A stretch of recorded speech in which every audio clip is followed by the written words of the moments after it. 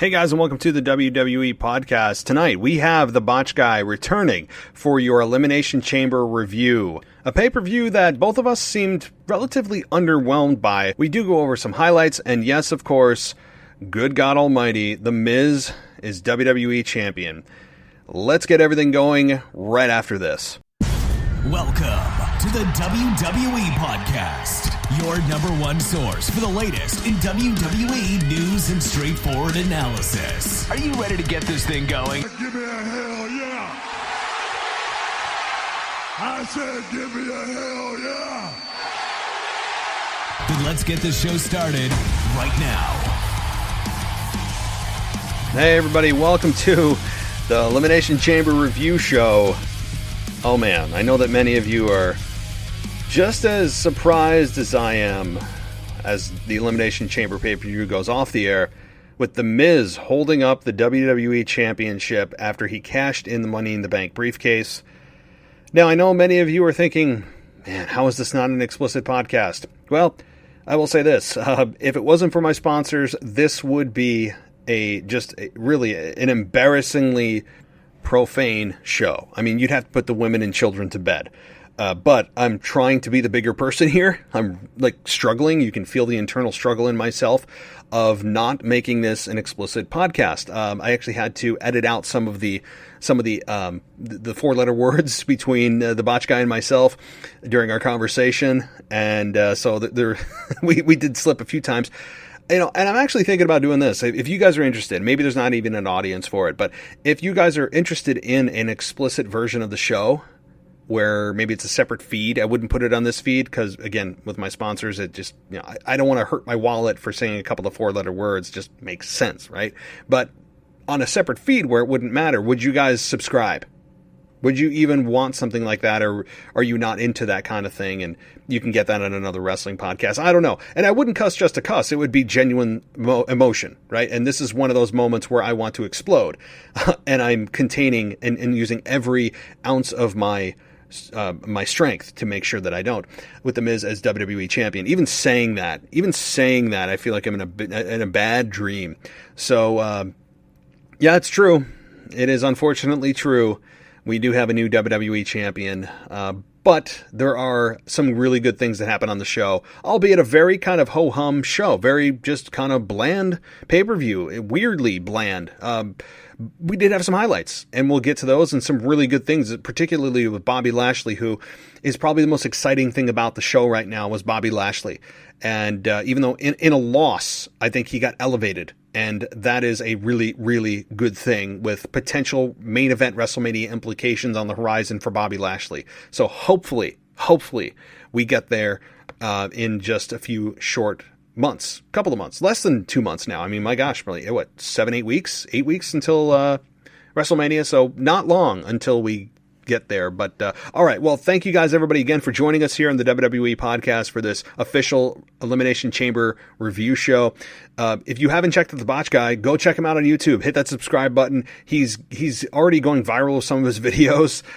He is entertaining as hell. His videos are 1 minute to 2 minutes long, quick, easy watch, entertaining, genuine, and he's everything you'd want in a wrestling YouTuber. So go check out the Botch Guy on YouTube. Really, really good stuff. If you want an ad-free version, by the way, too, if you're not a big fan of the ads, head on over to patreon.com/WWE podcast or search for the WWE podcast on Patreon, and you won't have to deal with any ads. Very, very easy peasy. $1 a month gets you the entire library ad-free, by the way. Okay, one last plug. I promise we're going to get to the Botch Guy and a lot of content with us. Is if you want to also support the show, click on the Amazon banner in the middle of our WWE podcast website. If you click on the banner, it redirects you to Amazon. It's just a way that tells Amazon we sent you, and it gives us a little kickback from whatever you buy. That's all. All right, enough of that. Here comes the Botch Guy and myself with about an hour, little over an hour review of Elimination Chamber. I will be back on Tuesday for your Raw review, maybe with a co-host. I do want to make good on the Ashley just complete debacle that I had with our co-host last night. I feel just awful about that with Ashley's conversation not getting recorded correctly. And so anyway, guys, thank you so much. Hope you enjoy this. And as always, I'll talk to you next time. All right, well, it is time for your official elimination review and thoughts and reactions and possible cuss words to this pay-per-view. And right now I've got, you know who he is, the Botch Guy from YouTube. He's been on, I think, the last 5 or 6 pay-per-views that WWE has had, and you guys have been giving me a lot of positive feedback from his channel, and I know that if you haven't subscribed, absolutely go do it. But man, the Botch Guy is back. I'm very, very curious to hear your thoughts on tonight's pay-per-view. So first of all, how you doing, man? Is the positive feedback from my mom and my dad and all my friends that watch and listen to your podcast? And Botchy's YouTube channel. And you're trying to plug my Golden Doodle Bocce YouTube channel too? What a good guy. See how I threw that in there, by the way? Very, very seamless. That's a unique talent you have to learn after a while. No, it's like muscle reflex, yes. That's right. It's so true. Muscle reflex. We've done this for so long, Matt. We figured it out, eh? It's muscle memory, man.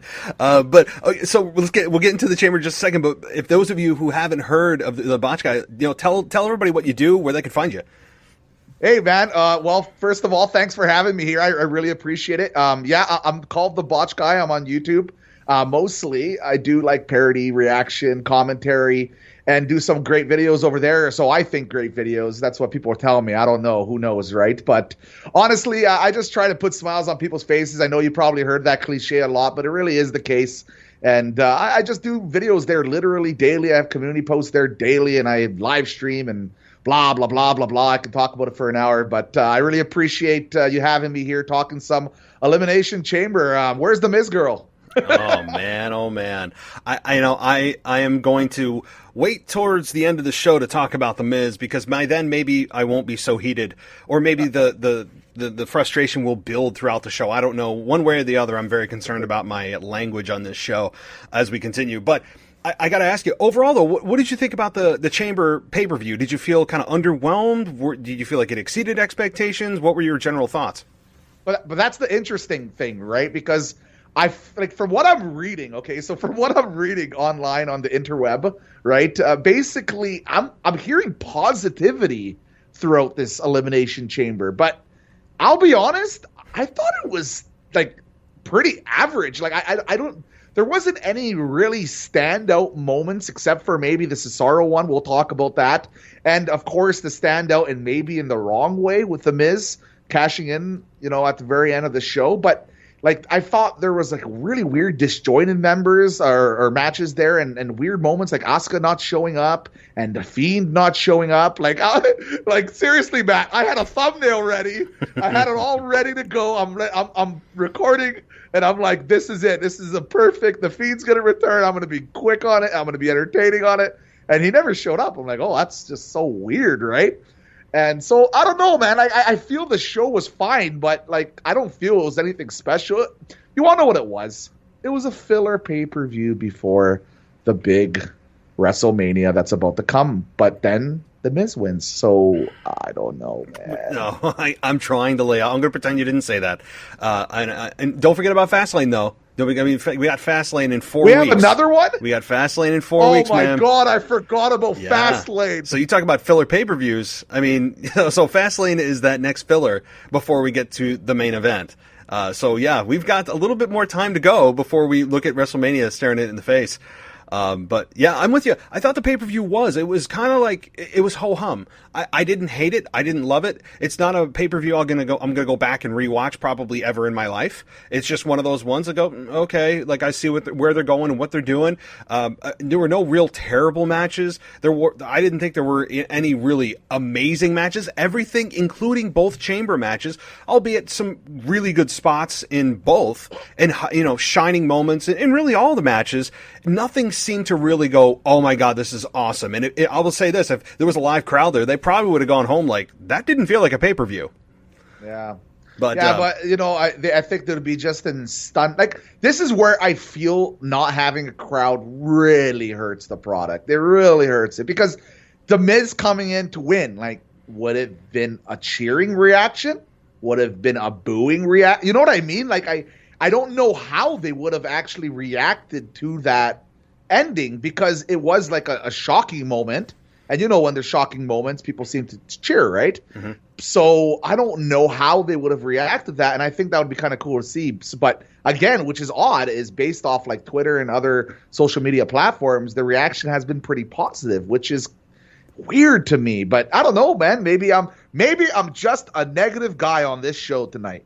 Well, there is also no other real sports competition right now. I mean, it's kind of that weird phase where there's not really a whole lot of sports going on. Football's now done. Baseball's not quite ready yet. You were in that weird zone. College football or college basketball, the March Madness isn't here yet. WWE is really the only game in town, so it's like people aren't, it's either this or nothing, right? Like it's either this or Netflix or Hulu or whatever else people are binge watching.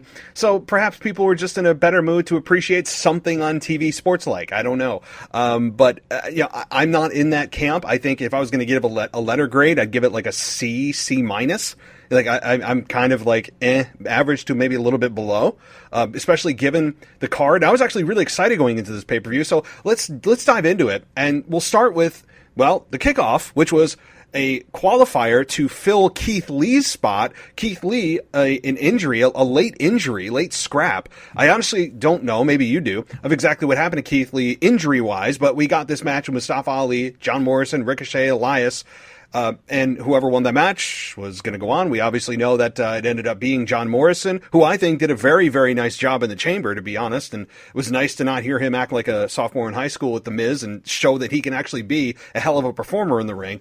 But John Morrison wins in a match that, again, wasn't very long, but it did what it needed to do, and I was fine with it. It was good. I mean, you have all these talent. I mean, outside of Elias, who's kind of the outlier, all four of these guys really are excellent performers, and it was kind of what you thought.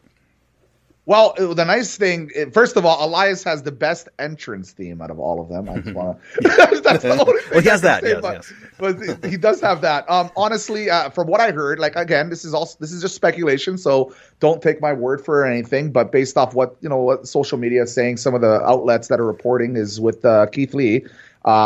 Maybe it might be related with a COVID scare because his wife or girlfriend got it, and maybe something happened there, but nothing's confirmed then, so it's don't take it for like fact or anything like that, but that's kind of what I'm hearing. As for the match itself, Mustafa Ali I thought looked really, really good. I feel like every one of the performers did what they had to do. Like even Elias had a beautiful knee there, like just an amazing knee. And I thought the winner of the match was a bit surprising for me. I thought they would go with maybe Ricochet, who's had a pretty good run recently. Again, his biggest problem is his mic skills. But it was a little surprising when John Morrison came out and won. And I thought maybe then John wins later on and then The Miz cashes in on John for the U.S. Championship or something crazy like that. But I don't know. I thought it was fine. I thought it was a good match. I think a good solid, it was a pre-show match, right? So a good solid pre-show match or a good solid match. I don't think there was anything too crazy, but it was solid. It was good. It's good stuff. Yeah, this is exactly what you'd expect from a pre-show, and actually in some ways exceeds the pre-show expectations. I mean, pre-show is kind of, you don't exactly have a very high bar for a pre-show match, and I think this exceeded that, whatever that means for a low bar in a match. But again, I have no complaints about this match, and John Morrison, as you said, to me that was a big surprise. Out of all the people who are in this match, you would think Ricochet is probably the most likely, then probably Mustafa Ali as the leader of Retribution, again, for whatever the hell that's worth, but then John Morrison and then Elias. Like, if you were going to rank them in probability, I would think John Morrison would probably be third in possible entry into the Elimination Chamber, but he got in, and, we'll get to that chamber. Well, we'll get to that chamber right now because that was the next match right on the show. The very first match on the show was the SmackDown Elimination Chamber. Daniel Bryan, Roman Reigns Roman Reigns would challenge the winner of this match. Daniel Bryan, Lashley. I'm sorry. Hold on a second. I'm getting all my text mixed up here. We had Daniel Bryan. We had Kofi Kingston. We had Cesaro. Who do you think, when you go into this match, did you have any idea? Were you very confident in who was going to win this match before you kind of analyzed? Did you feel very strongly about who was going to win this? If possible, I want to get your opinion first because I have quite a lot to say about this. I'm actually curious what you think first. I felt very confident Cesaro was going to win this. And the reason I thought Cesaro was going to win this is because they have been laying the foundation very nicely over the last several weeks. and for Cesaro, because he's gotten really big wins, 2 very decisive wins over Daniel Bryan. He has found his own voice. He doesn't feel like he's playing a gimmick anymore. He feels like he's just himself. He's not the weird James Bond character. He's not part of the bar. He's just him as this wrestling purist, which is exactly what he is. Fans respect the hell out of him. And it felt just like it's Cesaro's time. The momentum with him was on the upswing big time. And I felt, well, he's going to win it. Roman Reigns is going to come out immediately after. And it's going to be exactly what we saw with Daniel, except with Cesaro. And then, we possibly get a rematch at Fastlane. And, could he have main evented WrestleMania with Roman Reigns at WrestleMania? Yeah, he could have.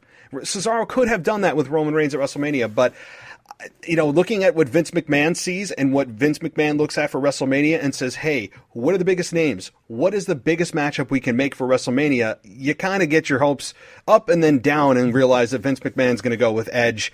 Again, I'm not complaining about that, and we'll get to that in a minute, but I thought for sure it was going to be Cesaro, not Daniel Bryan, because Daniel Bryan has been kind of behind the scenes dealing with the Alpha Academy, losing to Cesaro. There were no real signs to me that Daniel Bryan should win this. It's not 2014 anymore. I love Daniel Bryan, but to me, it was Cesaro's time, and I was disappointed that Cesaro didn't win this match. So I was very confident Cesaro was going to win, and he didn't. What about you? Well, to be completely honest, I can't agree more. I thought Cesaro was going to win this for the big reason of basically it's going to be someone having a match with Roman Reigns immediately after. The moment I heard that, I'm like, okay, this is it. This is like a good chance to give Cesaro a nice, beautiful, kind of like a thank you for all the hard work you've been putting in. Here's your main event match, or I guess not main event match, but here's your match with the main eventer, Roman Reigns. This is something like a big thank you for them. And once again, Cesaro looked absolutely amazing. Like, this guy has everything except for maybe the look. And I know I don't like saying that because I am a big fan. As a hardcore wrestling fan, I am a big fan. But like I'll give you an example. My wife, whenever I try to drag her to watch some wrestling because she thinks it's the stupidest thing ever, honestly, I pretty much go around and I'm like, look, so who do you like about these guys? She's like, oh, well, there's no chance this hairy guy with no shirt's gonna win because he looks ridiculous. And I'm like, this is a casual opinion of a wrestler who is one of the most talented, amazing wrestlers out there, right? And that's his problem. That's the biggest problem with him. And then I asked her about Daniel Bryan, and she knows who Daniel Bryan because of the Bella shows and all the other stuff that goes on. And so it's kind of weird to see that perspective between the casual, or not even fan base, but the casual people and then the hardcore people. I thought Cesaro was brilliant. The pull-ups, man, at the top of the cage. Are you kidding me? Mm-hmm. How good was that? Honestly, Matt. It's one of those deals. We all know how Cesaro is. So they constantly tell us how strong he is, and he's pound for pound the strongest man in WWE. I believe that. I mean, I think that's a shoot that he is literally that strong. I believe it. But yeah, that kind of thing. It is just Cesaro's a guy that, with all of his kind of lackadaisical or mediocre look to him and his mediocre promos, he's so good in the ring, and the things that he does like that really make up for a lot of that stuff that he does. I mean, for what he lacks, he makes up for more than in the ring. And yeah, that was great. The uppercuts he does are just insane. The swing, I will say, if I was in the swing, that's one move I would not want to take. I mean, he does the swing in a way that just...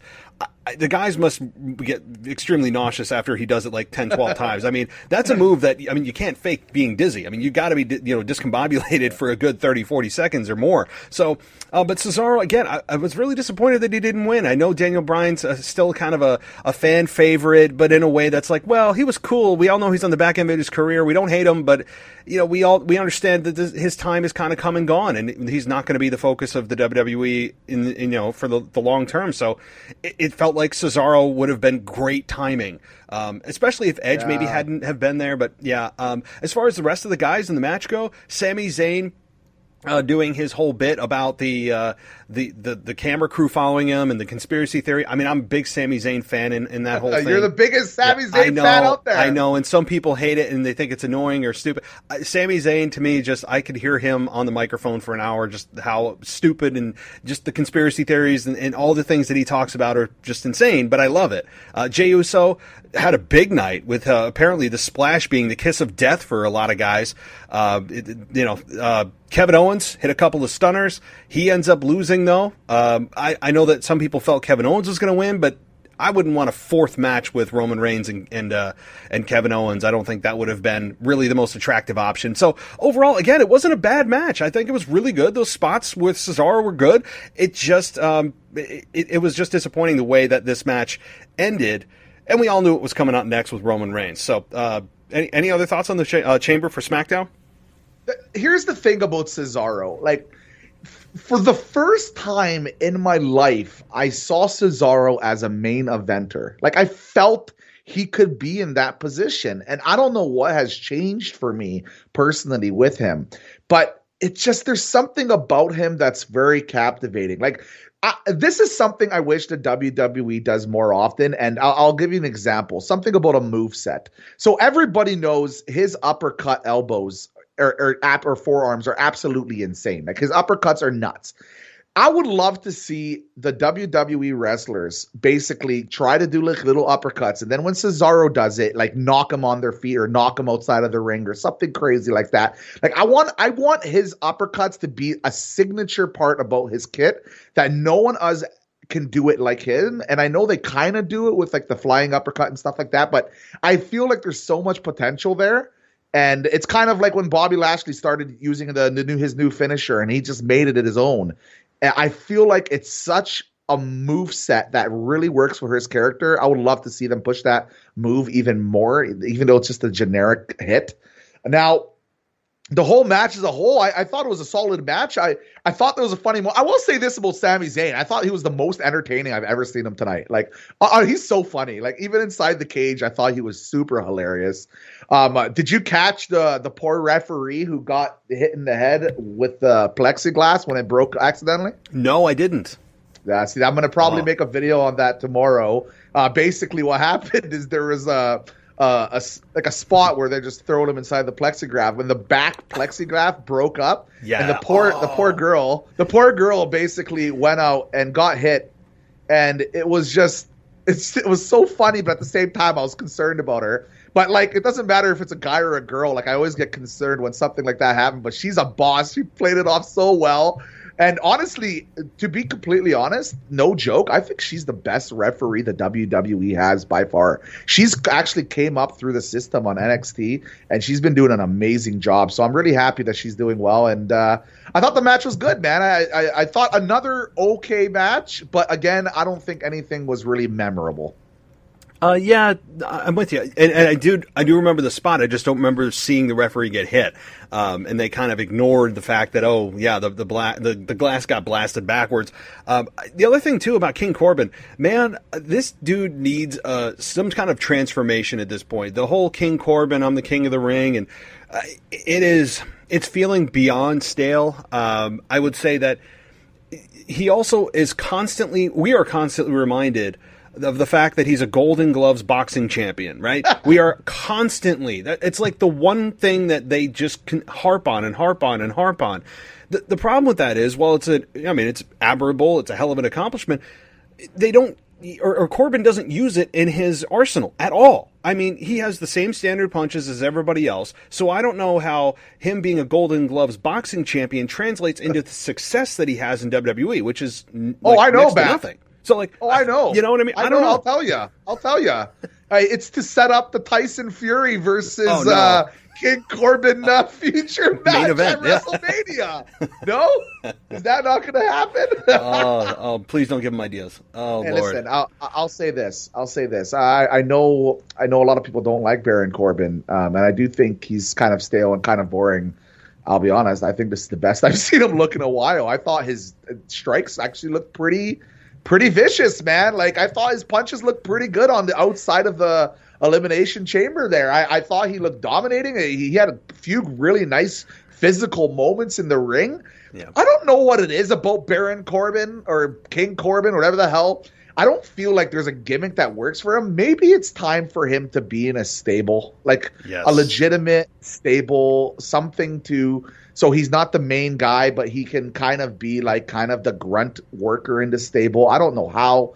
I think a gimmick change would always, be nice, because I do think there is, not a need for Baron Corbin, but I feel it would be a loss if he left. I do, because I think he's talented enough and he has a good enough presence, and I honestly truly believe he has one of the nicest skill sets in the entire wrestling, out of all the wrestlers, because I just love the moves. Like, I love the spin move he does. What do you call that? Not the end of days. No, that's finisher. The one before that, Deep Six? Killed me. Deep Six, thank you. I love the Deep Six. I think it's one of the nicest moves. The end of days is the most protected finisher in wrestling, right? So nobody kicks out. Yeah. And that's crazy if you think about it in this day and era. Even someone kicked out of Aleister Black's kick, but that was a botch. But that's a whole other story. Oh, my goodness. Yeah. Well, I think that Daniel Bryan winning again as we get to the title match, I think people forgot that Paul Heyman had said immediately following that match that individual would get a championship match against Roman Reigns. And I think some people were under the impression, the way that the video package was put together, the promo before the match, that Paul Heyman didn't say in the promo that immediately following, they just said that the winner would be awarded a match. So I think that some people maybe forgot that Paul Heyman said it was going to immediately follow and thought maybe it's going to be the end of the night. But it makes total sense, given Roman Reigns is a heel right now, taking advantage of somebody that just went through hell to defend the championship against them.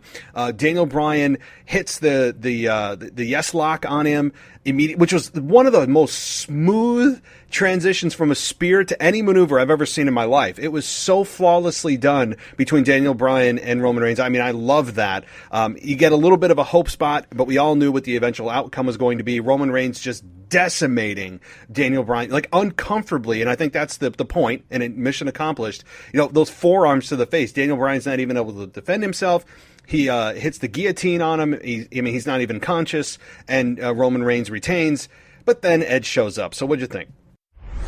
You're listening to the WWE Podcast. We'll be right back after this short break.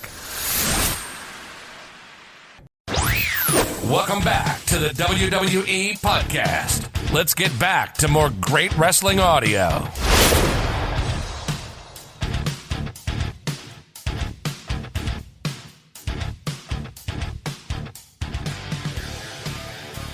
I don't know. Like, it's one of those weird situations once again. I thought it was the most predictable moment with the Edge coming back. Like, I'm like, okay, like, even in my video that I did on the Botch Guy on the YouTube there, like, I honestly, truly, I was like, okay, when is he coming? Where's the spear coming? Like, it's gonna come.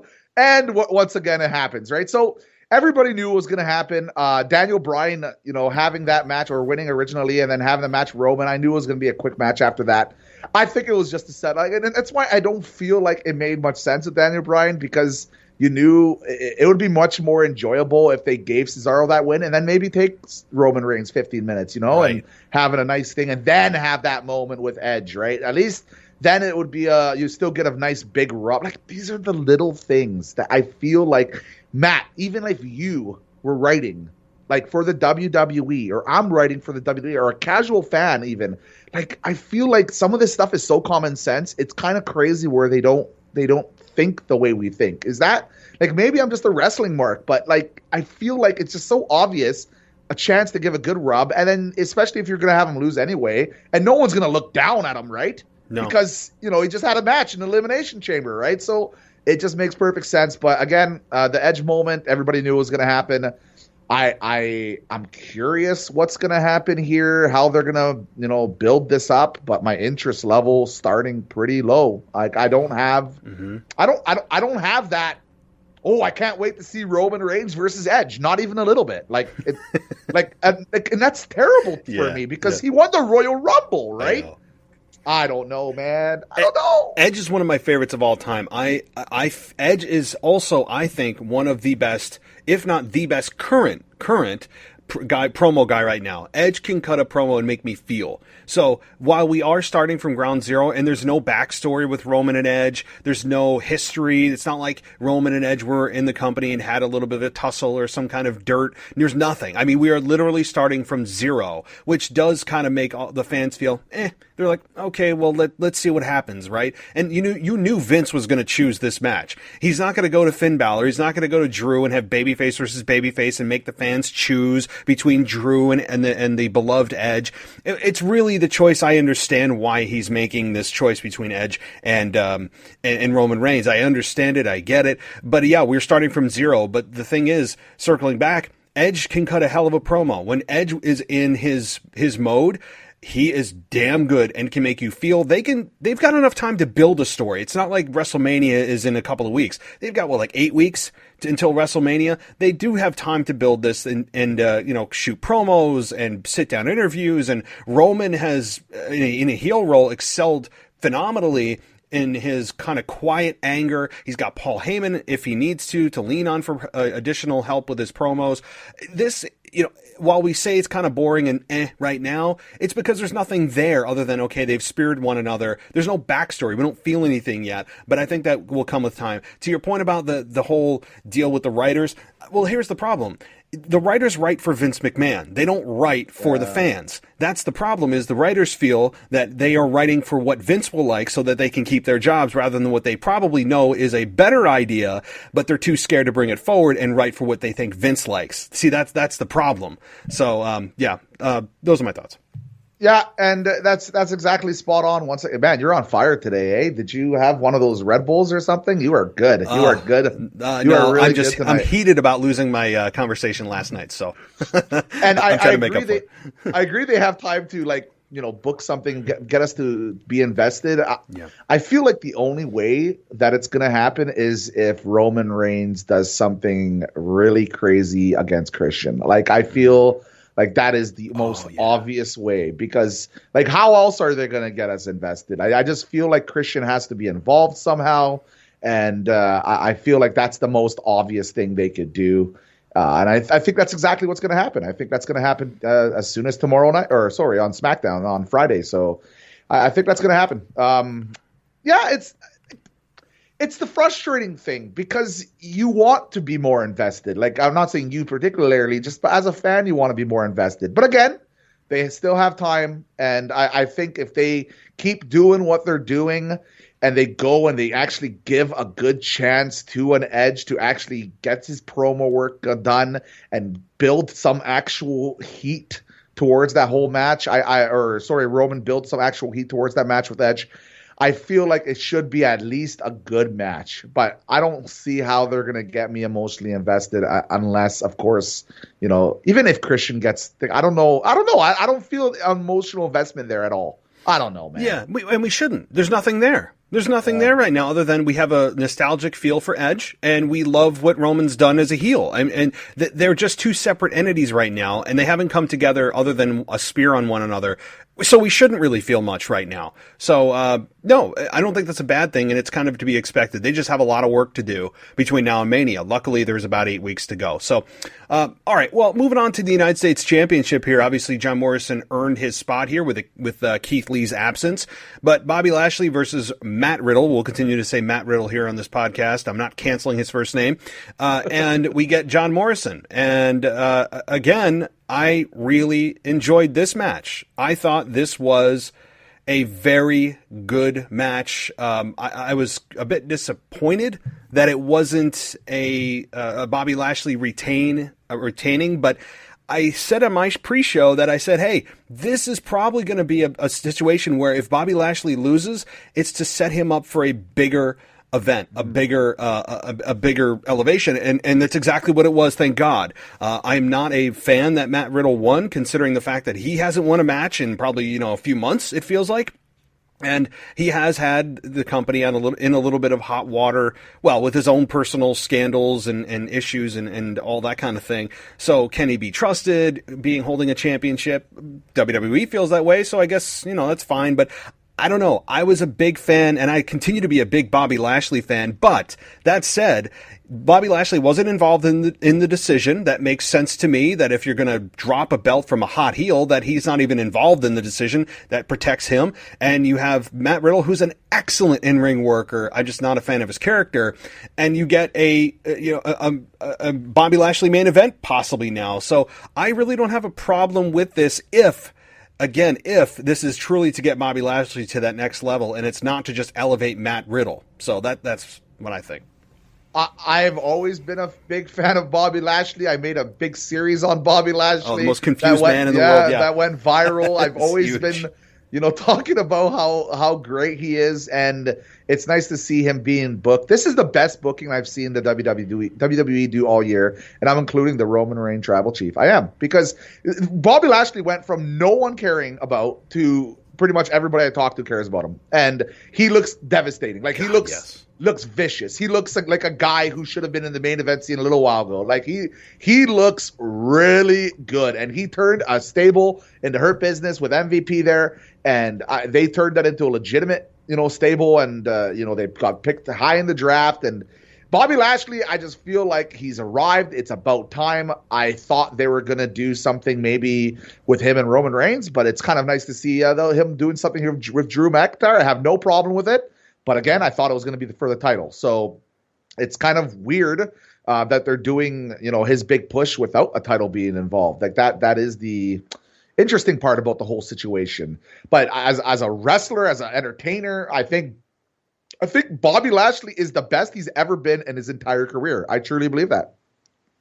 There's no question about it. I think he is the most relevant he's been since he returned to WWE. I think it was a Monday Night Raw after WrestleMania. I don't know, it was like 3 or 4 years ago, whatever WrestleMania that was. He's been the most relevant now, but way beyond the whole Bobby Lashley posing and Lana nonsense. I mean, think about where he was with the whole Lana situation and Rusev compared to now. I mean, it's the worst of Bobby Lashley and the best of Bobby Lashley in a year. And I could not be a bigger fan of what they've done with the Hurt Business. I don't think this is a group that WWE envisioned to be as big and successful as they are. I don't even know how they're actually positioned as a heel group. I've said this before. What they do, they say they're going to kick ass. They come out and they kick ass. They don't really do anything underhanded. They are just a dominating group headed by Bobby Lashley, who is at the top of his game, looking like a monster. This dude has looked like a monster. He has not ever...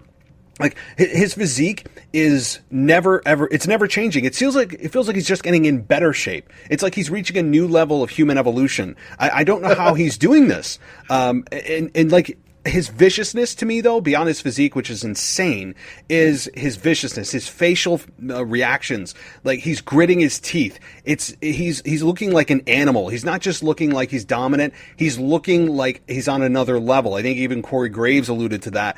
There's something different about Bobby Lashley that it's vicious. It looks unstoppable. And this is what we've been waiting for. It's just going to be a matter of, is it truly to get Bobby Lashley to the main event with Drew McIntyre, or is he a pit stop at Fastlane where the real goal is to get Sheamus and Drew McIntyre there? Oh my God, I forgot about Fastlane again. For the love of God, Matt. Fastlane. Twice now. I forgot about Fastlane. I wish the WWE forgot about Fastlane and they actually had some sort of, something different in between, because I feel like Fastlane is like the most forgettable pay-per-view ever. Yes. Wouldn't it be cool if they had their own War Games type pay-per-view sometime, somewhere in the year? Like, I'm not saying as a replacement for Fastlane, but I know it's an NXT thing, but I just feel like there's so many cool concepts and gimmicks for pay-per-views, and like Fastlane is where's the Great Balls of Fire at? At least you can pull that one off with the Fiend, right? Like, right? So I don't know. I forgot about Fastlane again, Matt. You go ahead, continue. Sorry, okay. I just have to mention that part. Fastlane. Okay, so yeah. So again, I think what they're going to do here is probably position Bobby Lashley into the main event with Drew McIntyre. My only kind of like nuance is, we'll get to it, what does Bobby Lashley have to do with taking out Drew McIntyre and then allowing Miz to cash in? Is this, and maybe it's a triple threat that happens at Fastlane. That's my guess. And I don't know. We might as well talk about it in just a couple of minutes, but it's tough because I want to see Bobby Lashley one-on-one, but I could see The Miz sticking his head into this.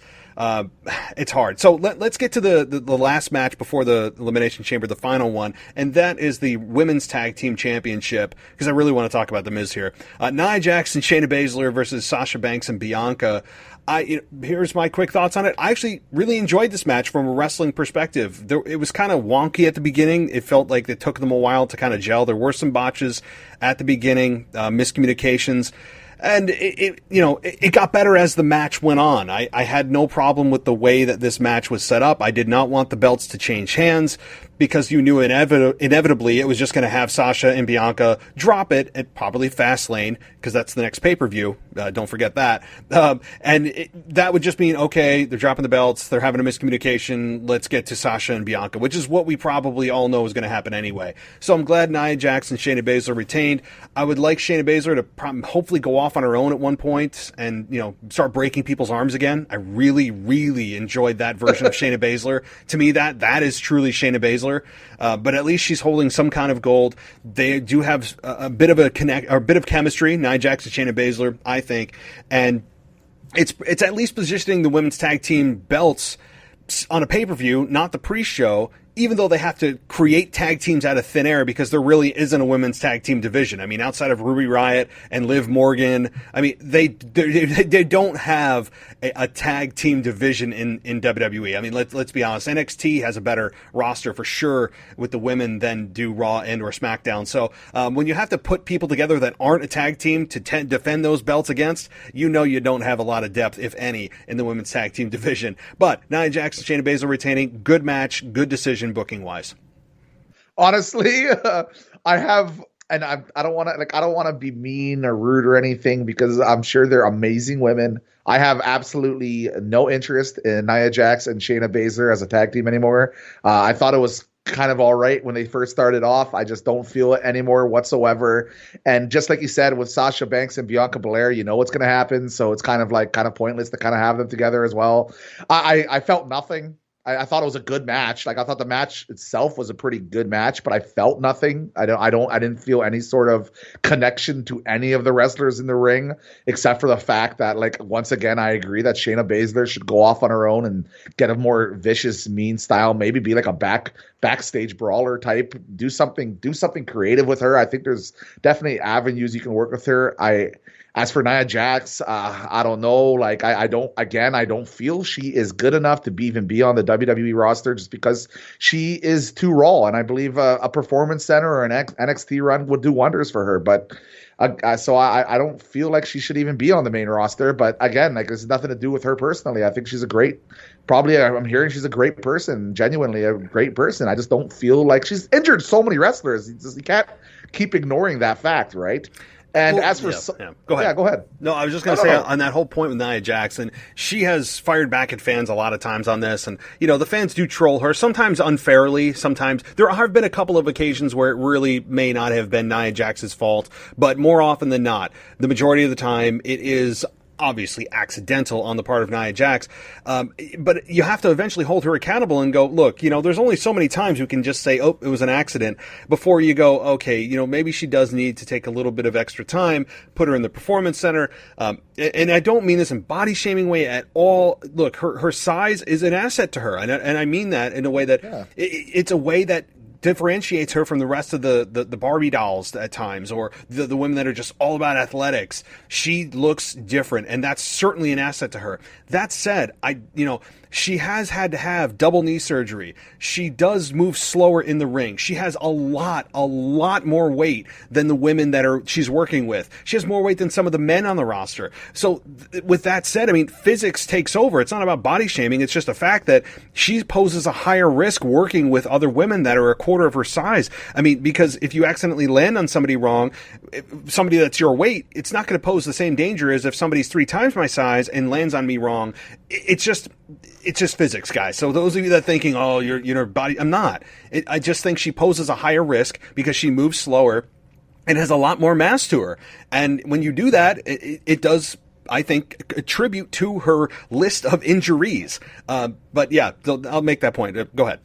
Honestly, I feel like I hope that society as a whole has been like is far enough into the future now that we're not body shaming people anymore. And I know it does happen, you know, social media can be vicious, but like I hope that we're good humans and genuine humans to the point that we're past that point of body shaming and putting people down because of her weight or stuff like that. Like, I'll be honest, I'm not like the thinnest person in the world either. And I don't have, like, I don't hear very often people body shaming me, for example. And it's maybe because of what I do, right? But it drives me nuts when people do it. That's actually one of the, Matt, let me just say this. Like, one of the nice things about YouTube is they have an option to filter out like specific words, and I filter out those words because I don't want to have that on my channel, for example, right? And I wish you could do that with some things on Twitter as well, right? I know. But I feel bad for her that she does get bullied all this time.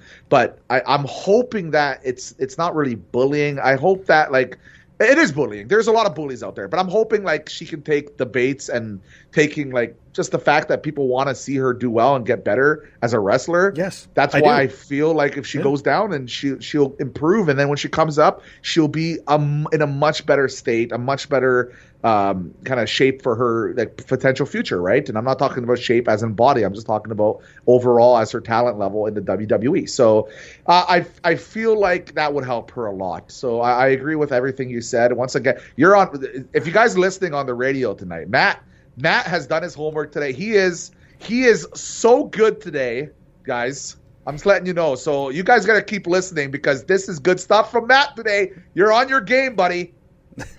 Well, I don't think you read the entire script I gave you to say, so just kind of check your notes there.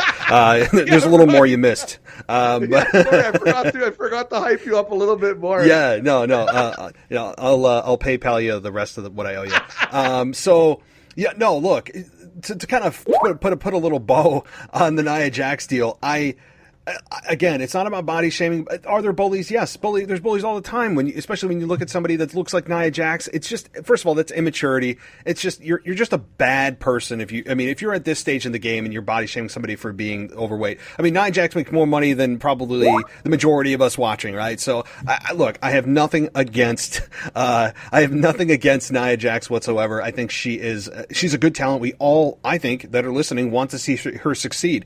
My whole thing for her could be something. I just don't know what that is. Sometimes organic things like that. Suplex City was an organic thing. Becky Lynch getting punched in the face by Nia Jax and bleeding was an organic thing. The what chants or from Austin were organic. The yes movement was organic. So my whole thing for Nia Jax, could that turn into something? I think they need to be careful because my whole references something very, very risky when you're in a PG environment. I'll leave it at that. But anyway, we're getting way off of the Women's Tag Team Championship. I think that them holding the belts right now, I'm a little bit higher than you are on their chemistry, but I'm not over the moon with them. I think they are single stars, but the problem is, does WWE want to break up a team that has a little bit of momentum in a division that has almost no contenders? So there is that. Any final thoughts before we get to this lovely main event? No, I think we covered most of it, to be honest. I thought that was like, wow, they got a pretty good run there too. Like I'm actually, I'm sure they love this when they're tuning into this and listening to you as well. So I think we're good on there. I think we can move on to the next Elimination Chamber match. But I will like to quickly say, Asuka wasn't around. Nope. Like, what's the story there? Do you know? I don't know. Honestly, Asuka hasn't been around a lot lately. I mean, it's not. I'm not putting this on Asuka. I'm putting this on Creative for taking the WWE Raw Women's Championship and just hiding it in the shadows over the last several months. And, I know that I felt like they were doing that to just wait until Charlotte returns. They were putting Asuka in a holding pattern. They didn't know what to do with her, and they just waited for Charlotte to return to ultimately get to Asuka versus Charlotte, which I still think is going to be WrestleMania.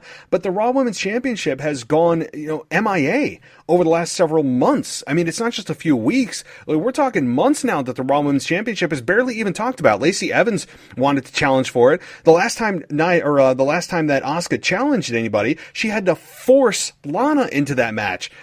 She had to tell Lana, look, no, I'm going to give you a Raw Women's Championship match, which was several months ago. I mean, outside of that, it's kind of a sad deal because we love Asuka. Most of us we all recognize her talent, and at least it's being held by somebody that is beloved and is respected. But the problem is that the championship itself isn't getting any spotlight at all. It's the 24/7 titles got more airtime than the Raw Women's Championship. So what do you think the hell's going on? I have no idea, and I don't even know why she has the title, right? Yeah. I have to think about it. Doesn't that say everything?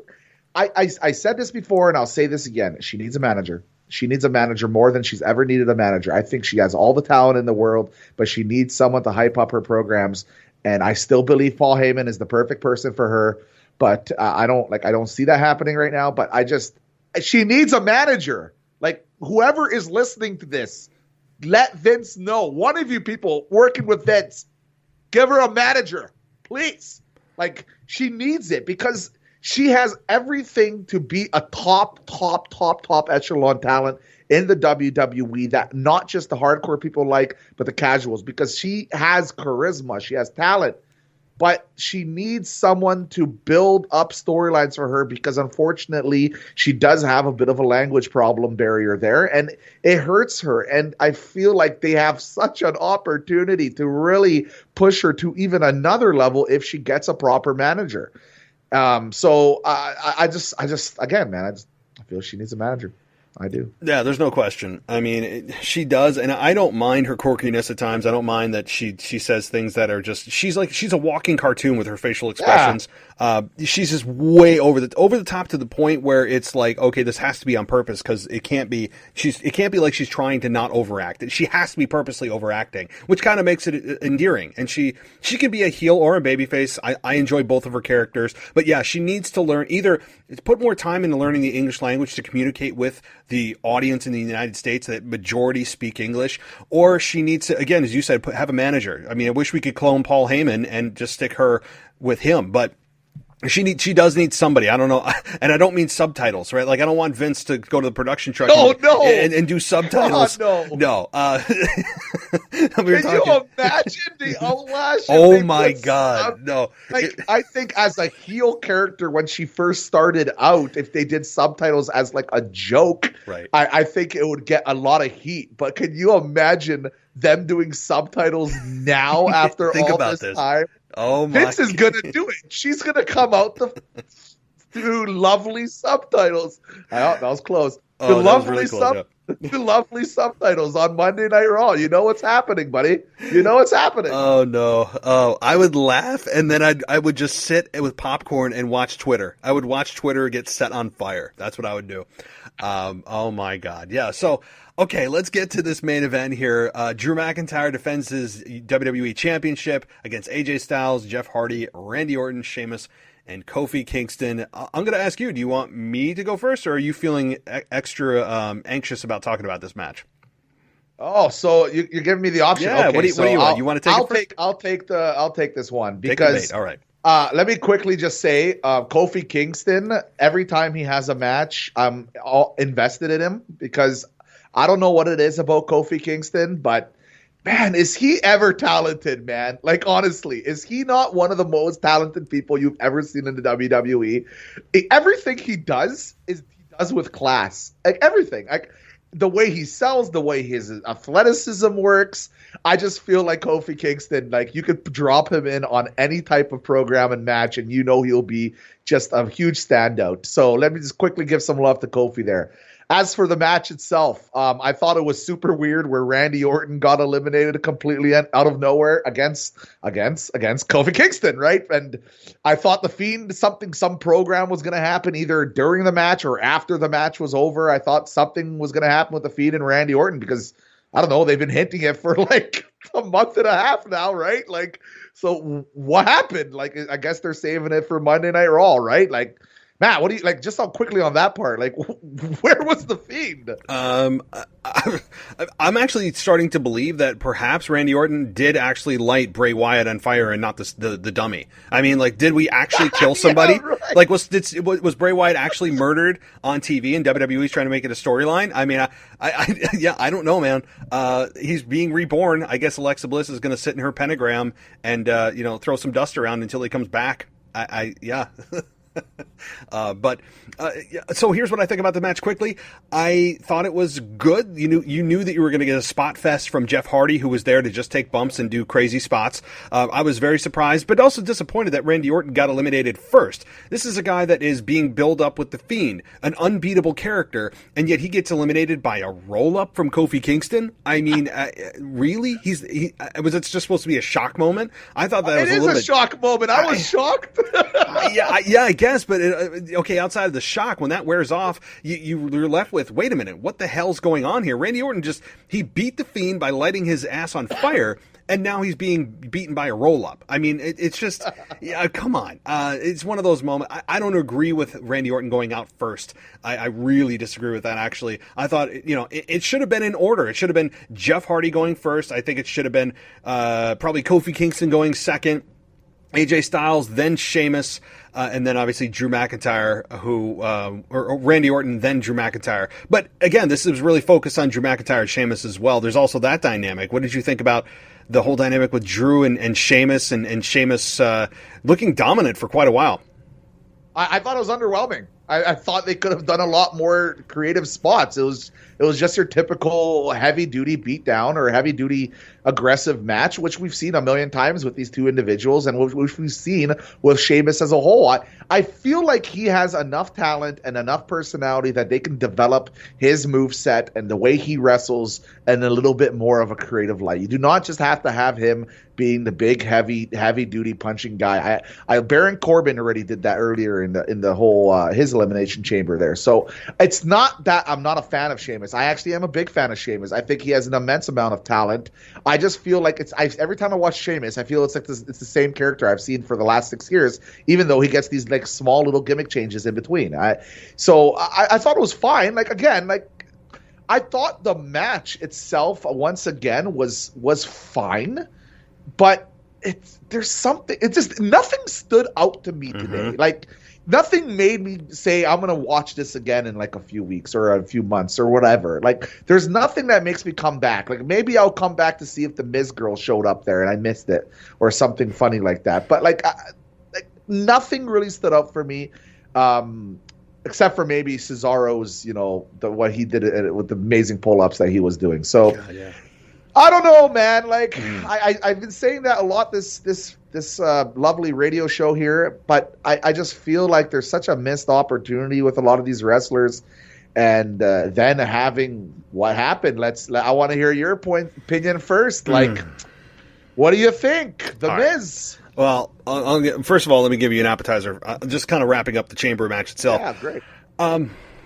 AJ Styles entering the match by Omos tearing off the barricade. Well, that was cool. Well, it was a cool spot, except for when you peel back the logic of it, and you're like, wait a minute. So if people just bust out of their chambers, is that legal? Do we have to worry about it? I mean, there is no disqualification. I get it, but like. So it's kind of like when somebody gets eliminated from the Royal Rumble and they inevitably come back in and eliminate somebody else. So that you can have somebody who's not a legal competitor in the match eliminate somebody that's legal. I mean, it's all, I guess, maybe I'm overthinking it, but it's like, really? So you can just come in the match at any time? You just have to bust through the plexiglass? I never thought about it that way. Sorry. I thought about it more. No, I apologize. I just want to quickly tune it, pitch in onto this type of situation. Like, so I took it as, he's just kind of helping AJ Styles there. It's a no disqualification match anyway, and all the competitors, even though technically they all didn't get ringed in, I took it as like Elimination Chamber is not. It doesn't have to be in order. I just took it as like someone has to win by the end of the match. So I didn't take it that way, but I could definitely see it as being taken that way. And now, come to think of it, as I'm thinking about it, maybe I shouldn't be thinking about it way. Yeah, he's a legal competitor. But when you looked at the rules, which they laid out, it's every 2 minutes, I think, a new competitor is entered into the match. So he should have waited those 2 minutes. Or he should have, a referee should have come out and said, hey, wait, no. I know you busted out of your pod, but you cannot come into this match until the timer goes down, because that's an actual written part of the rules in this match. So, I mean, they'll never do that ever. And I understand Actually? Yeah. Is that an actual written? I really need to yes. look. Is there actually a WWE rule book out there? God, I actually would love to do a video on that. I think that would be hilarious. To go over some of this stuff for real. It would be a slaughter of the current product when you look at all the rules that they follow when they want to conveniently, when storylines align with some of the rules and other times they don't. Like the rule of somebody has to defend a championship every 30 days. Asuka would be stripped of it, 3 months ago if that was the case, right? Like there's so many things that are arbitrary that they pick and choose when they want. So if there's a rule book out there, like WWE needs to publish one, I would purchase it so quickly. They won. I would be and we could do it together. We could go over on your radio show all the different rules. I think that would be so funny. Seriously. Oh my God! It would be hilarious to see them. The problem, they'd never ever do it, but I think they should, even as like kind of a comedy deal. Like, okay, you have a count of 5 until you have you can have somebody in the corner before you get disqualified. If they hold the ropes, they can't tap out. Like you have to break the hold. Like things like that. They should put something together. I'm very, very interested in that. Yeah. So WWE, if you're listening, please do. I really do think there's an audience for that. I think people would buy it. Okay. So, outside of that, I mean, we get Drew McIntyre winning, which I think most of us probably chose him retaining, outside chance of Sheamus or maybe AJ Styles winning. I don't think anybody believed that Kofi Mania 2 was going to happen. That would have been to me, it would have been absolutely insane to have Kofi Mania 2 happen. Because I would have loved it. No, I am on the opposite. Look, how ridiculous it would be. That's why it would have been insane. I'm a Kofi Kingston in-ring fan. I am not a Kofi Kingston New Day fan at all. Like, I mean, I'm not I think that his championship run, and people disagree with me completely on this, and that's fine. That's what makes wrestling wrestling. I think that his run as champion, as WWE champion, was exciting at first, and then after he lost it to Brock Lesnar, he just goes, I'm back and throwing pancakes. Like, well, dude, you just lost the thing that you fought for, won at WrestleMania, and now you're throwing pancakes the next week after Brock Lesnar beat you in 5 seconds. I mean, I didn't like his reaction to it. But anyway, so yes, The Miz. God almighty, The Miz comes out. Bobby Lashley, though, attacks Drew McIntyre brutally. I mean, just very viciously, puts him in the hurt lock, slams him down. The Miz comes out, and, for whatever reason, there's still a delay of like a minute between when the briefcase gets handed to the referee and when the bell rings, which to me it should be instantaneous. There should be never a delay. But The Miz comes out. He hits a couple of moves. Drew McIntyre kicks out. Skull-crushing finale. Boom, The Miz is champion. And I am sitting here going, no. Oh, my God, no. I mean, I tweeted out a couple of select 4-letter words. I was effing pissed. And not in a way that, again, this is not heel heat for me. People say, oh, you're angry. That's the goal. No. The goal is not for me to want to change the channel. To stop watching the product is not the goal, right? Like the goal for heel heat and what heel heat does and what it should do is make you angry enough to pay money to see that heel get their ass kicked. Big difference. And I don't feel that with The Miz. I despise The Miz's character because, number one, it's not heel heat with Morrison and him. It's not a way that makes me want to pay money to see him get beat, but it also is, to me, a complete freeze in time of their characters. Miz has not evolved at all since he has been in WWE. I mean, seriously. When you look at what he's done, he's had moments, shining moments on SmackDowns, talking smack. He's had a few good promos with Dolph Ziggler when they fought over the IC title. Like, he's had those moments. But overall, generally, his body of work, he has looked the same. He has said the same things. His catchphrases have remained the exact same. He has had next to zero evolution in his character. He's stuck as a 16-year-old boy in high school with Morrison doing pranks and bad humor. The only thing I think I despise more in WWE right now is the fact that when they bring in celebrities, they're allowed to never look bad. They can just slap people in the face and they never get any kind of retribution on them. That's the only thing I dislike more. For example, Bad Bunny right now is probably the most The biggest thing that I have a problem with in WWE outside of The Miz right now as champion, I'm really trying hard not to cuss, so I'm going to stop and toss the baton to you. Hey, I will say one thing. Remember Machine Gun Kelly taking a beautiful power bomb on the outside by Kevin Owens there. That was Kevin Federline with John Cena. Yeah, yep. I love that. And that was another one. So like it does happen, but like you're right. Like it's very rare you would see it because they don't want to touch, your guy, right? Even Stephen Arnell actually had a really good match too. Like they've had like good celebrity moments, but like this doesn't make sense because you don't need the Miz winning the WWE Championship at this time with no booking, like with no lead up whatsoever. Like just because he's the guy with the thing, I get it. Okay, I understand that the Money in the Bank gets you that opportunity. But like, really, like, who cares? Like, I don't care about the Miz right now. I have no interest in him. I was shocked when I saw it. I was just shocked. Like, I was reacting positively, but I don't even know what I was thinking. Like, when you see something happen, you have that initial moment and you're excited and you're like, whoa. And then you think about it 2 seconds later and you're like, oh, no, right? Yes. Like, cause that's what happened with me. Like my initial thoughts were like, whoa, this is crazy. It's happening. And then I'm like, oh no, it's happening. Well, now what? Oh my God, it's Bad Bunny. He's going to be doing something with Bad Bunny. And I've never heard of Bad Bunny in my life. Like, honestly, I never heard of this guy. I do. I know he's super famous. I've never heard of him. Before he showed up in WWE, I guess I am your prototypical person that they want to, or he wants me to look up Bad Bunny. But I've never heard of him, and I'm not sure, Matt. Have you heard of him? Nope. And again, until he has the most downloads on Spotify, and people are calling into my mailbag, leaving me voicemails. Hey, you don't know who Bad Bunny is? He's super big. I'm like, you know what? Honestly, to me, I understand what WWE's doing, that crossover audience. He has a ton of people that listen to his music, and look, congrats to him. That's great. He makes a bunch of music, and he's super famous. The point to me though, that how famous you are is irrelevant when you come into the professional wrestling creative world, because I care about the guys and gals that are in the day-to-day world of wrestling, whether you make them look like fools and then that celebrity goes away and you're still left with egg on your face and that person's gone. Like that's most of the time what happens with celebrities. I've never heard of Bad Bunny. I have zero interest. I actually think he's a heel, even though they're trying to position him as a babyface with Damian Priest. He slapped The Miz, and I can't stand The Miz. And when I actually wanted to see The Miz punch him in the face, and I can't stand The Miz at all, that really speaks volumes to where Bad Bunny sits on my list. And having him run his mouth and then have Damian Priest really do the dirty work of standing up to The Miz.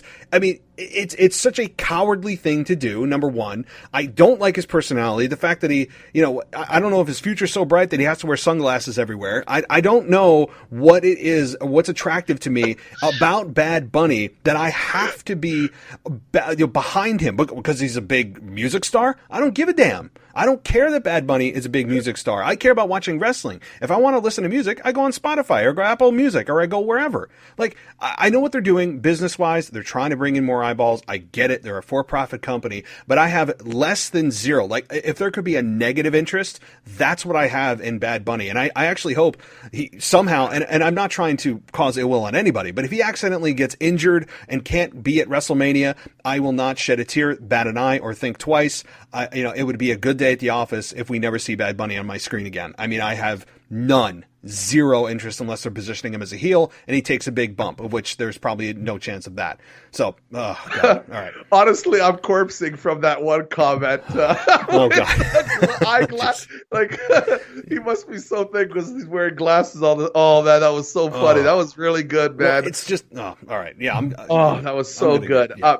You know what? I have no interest in Bad Bunny. I have no interest in The Miz right now just because they didn't book him for me to have any interest in me. That could change on Monday. It could. They could figure out something interesting to do with him. I just don't see it happening. I truly do see something to do with Bad Bunny here. Oh my God! Can you imagine? Oh my God! Am I going to say this? Can you imagine if Bad Bunny wins the WWE No, Championship? No, they couldn't dare. I don't think they'd go that far. They did give a kid who was like, what was his name? The kid with the tag team champion, Braun Strowman. I can't. But that was a cute moment because it's a kid, and like that was kind of stupid. But at the same time, like if it was like for Make-A-Wish, like okay, yeah, it was a cute moment, and it was a Make-A-Wish thing from what I heard. Like I don't know, I'm not 100% sure if that's the right, but I think you're right. It was a Make-A-Wish, so I'm okay. I'm always down for stuff like that. Sure. Like I'm always okay with that. Especially like it doesn't happen too often, right? And they really didn't have much going on with the tag team division anywhere at the time. So like I was perfectly fine with that. And honestly, Braun Strowman looks legitimately like he could win the tag team championship by himself, right? Like it's credible enough in a situation now. And I honestly, that's the Make-A-Wish stuff. I actually love what the WWE does. Like that's one of my all-time favorite charity stuff that they do. No joke. John Cena, for example, has done just amazing. I think he's the record holder. Like I mean, yeah. Yeah, and I have, all the respect in the world for that because, I a long time ago I used to work, with kids who had disabilities and stuff like that, and they weren't passing away anytime soon, but like they were still struggling, and it's nice to see. It's nice to see, that those faces light up, right? So love that type of stuff. Don't care about Bad Bunny. The Miz cashing in. I don't know, man. Like there's not really much else to say about it. Like we just gotta wait and see on Monday and. Tomorrow. I guess I'll kind of close in this because if I don't, I'm going to rant, and maybe I'll do that on the side after our conversation's over here on my own, just on my own.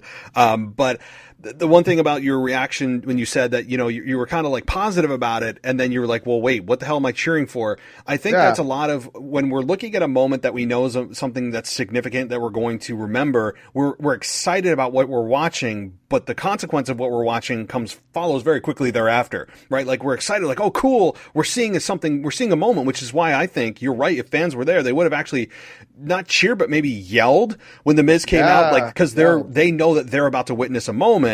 And it's then afterwards the effect of the Miz actually winning. Fans will go, oh, right, like. So there is that initial reaction, that excitement of like, okay, you're finally going to see something that you're going to be here for to see. So yeah, I understand that reaction. I mean, I was down on it completely all the way through. I was hoping that he would cash in, fail, and we could just move on from him being the Money in the Bank briefcase holder. I think a lot of this also is to just get, number one, a little bit of a buzz going. Any buzz WWE gets, they always feel like it's a positive thing. It worked on my video. It worked. The buzz your video. there. That's very true. and also, I think they also want that percentage of how many cash-ins the Money in the Bank briefcase holder has had. That percentage of number of whoever's cashed in. Like I don't know, it's like 80%. Maybe they push it over 90% of the cash-ins have been successful. So maybe they're trying to get that percentage up that they can give us that statistic come May when it's Money in the Bank time. Here's what I think. Final thought, and then I'll toss it to you, is that it gets to a three-way, triple threat between Bobby Lashley, Drew McIntyre, and The Miz at Fastlane, and maybe Drew McIntyre recaptures, and then Bobby Lashley is going to be one-on-one with Drew McIntyre at WrestleMania, and The Miz kind of just goes away. I don't see The Miz in the main event of WrestleMania. If they put Miz in the main event of WrestleMania, I don't know what I'll do. I don't know. I may stop podcasting for like a while. Yeah, you're not going to stop podcasting. Well, you're going to watch. I'll put an explicit tag on my podcast. Yeah. What am I kidding? Like all of us, we're doing this until we're dead and buried in the ground by the Undertaker after he comes out of retirement again for the 76,000th time. I know. Honestly, I just want to say just a big thank you once again for having me on this.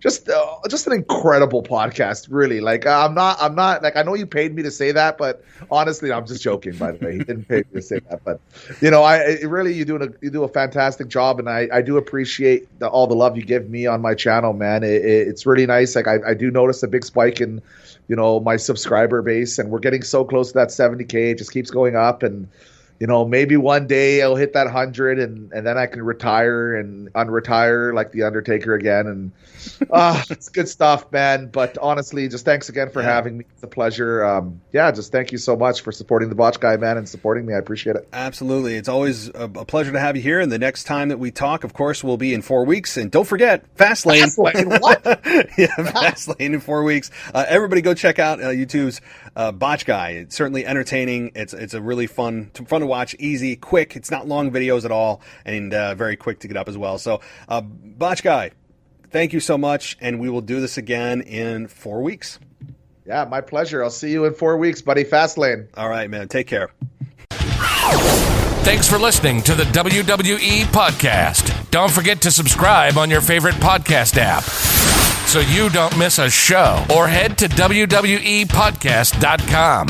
And for all of these shows ad-free, head over to patreon.com/WWE Podcast. Until then, we'll see you next time.